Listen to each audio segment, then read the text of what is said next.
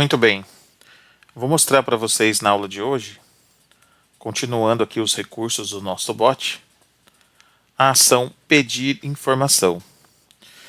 O seu bot, ele é um robô que está fazendo o atendimento ali pela sua empresa, né, atendendo os clientes. E é muito interessante que você consiga deixar esse atendimento um pouco mais inteligente. Fazer o cliente pensar o menos possível que ele está conversando ali com um robô. Tentar deixar o negócio mais humano, né? E uma coisa que é bem interessante é você poder perguntar o nome do seu cliente na hora que ele está conversando ali com o robô. Aí você pode falar para mim, mas aí eu vou usar o quê? O pedir, né, aqui, o enviar mensagem. É só eu colocar um aguardar resposta sim e ele vai me responder o nome. Está correto utilizar dessa forma? Não está errado, você pode fazer dessa forma também. Porém, o correto mesmo é você utilizar um outro recurso que nós temos, que se chama pedir informação. Então aqui eu vou clicar no mais, né, para ele dar mais uma ação aqui para o nosso bot. E eu vou utilizar o recurso pedir informação. Nome da etapa. Eu vou pedir uma informação, eu vou pedir o nome do meu cliente. Então eu vou colocar aqui, pedir nome. E qual vai ser a mensagem do meu bot? Por favor, qual é o seu nome?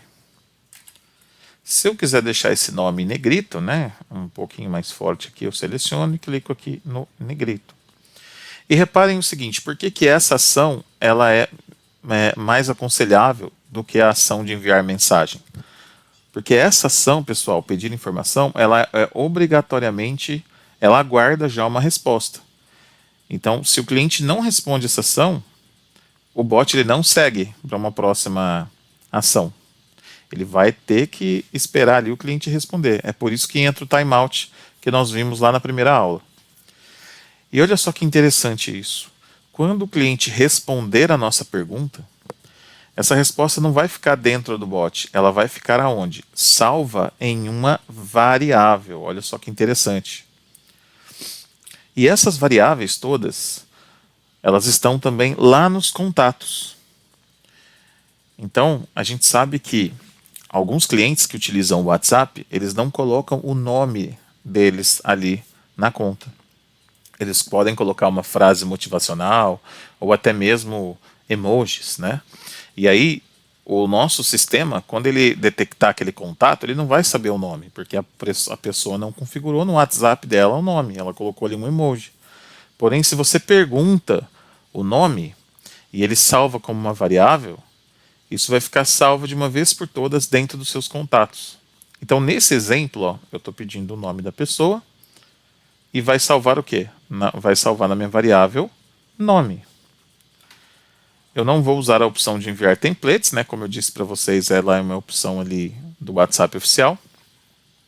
Somente essas três ações, o nome da etapa, o texto e qual é o campo da variável que você gostaria de salvar a informação. E aí você vai clicar em salvar. Olha lá, ele já colocou a informação aqui em cima. Tá vendo? Outra coisa, pessoal, sempre que vocês estiverem criando aqui o bot, não se esqueçam de salvar no canto superior direito, nesse botão aqui, ó. Você vai clicar em salvar, para ele ir salvando todas as ações que você está realizando ali. Então, como que o nosso bot está ficando até o momento? Você manda uma mensagem, acontece a saudação, olá, é um prazer lhe atender, e ao bot, logo em seguida, ele já envia um arquivo de áudio para o cliente, e em seguida disso ele já faz uma outra pergunta, ó, por favor, qual é o seu nome? Ou seja, nós temos 3 etapas, saudação, envio de documento e a caixinha de pedir informação, que no caso está pedindo o nome. Perfeito? Essa ação, como eu disse, está dependendo de uma resposta do seu cliente. Ele precisa responder para ele dar seguimento. Então, enquanto o cliente não responde, ele não vai para o próximo. Mas ele fica aqui para sempre? Não. Se você configurou o timeout corretamente, que foi como nós fizemos juntos lá na primeira aula, ele vai esperar o tempo que você determinou no timeout para poder seguir. Então, nesse exemplo aqui, depois que o cliente já respondeu o nome dele, eu posso ir para uma outra ação. Então, eu vou clicar aqui no maisinho, você vai ver que vai voltar aqui as informações, ó. Vou clicar no mais.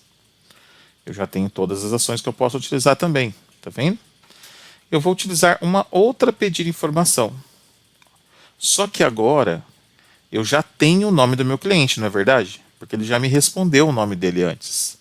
Então o que, que eu vou fazer? Eu gostaria de chamá-lo pelo nome. Eu gostaria de utilizar a variável que eu acabei de captar ali dentro do bot. Como é que eu faço isso? Antes de escrever o meu texto, aqui em cima eu tenho as ações, tá vendo? Ó? Você vai ver que tem esse xizinho aqui dentro dos parênteses, que são exatamente as variáveis, olha só. Eu vou utilizar a variável nome do contato. Por que nome do contato? Porque é a pessoa que está falando comigo, ela é o meu contato. Então eu vou clicar em nome do contato. Dessa forma vai aparecer aqui a variável, né? Eu vou colocar uma vírgula aqui na frente. E agora qual a informação que eu vou pedir? Eu vou pedir para ele digitar o e-mail. Então, fulano de tal, digite o seu melhor e-mail. 2 pontos. Novamente, assim como eu fiz no nome, eu vou colocar aqui o e-mail também em negrito. E onde eu salvo isso, pessoal? Na minha variável e-mail. E aí eu clico em salvar. Ou seja, eu já sei que o nome da pessoa que está me chamando ali é João, por exemplo, né? E aí a próxima etapa, depois que ele me responder o nome, o meu robô já vai tratá-lo ali pelo próprio nome. João, digite o seu melhor e-mail. E é isso. Agora a gente vai para as próximas ações do nosso fluxo de atendimento.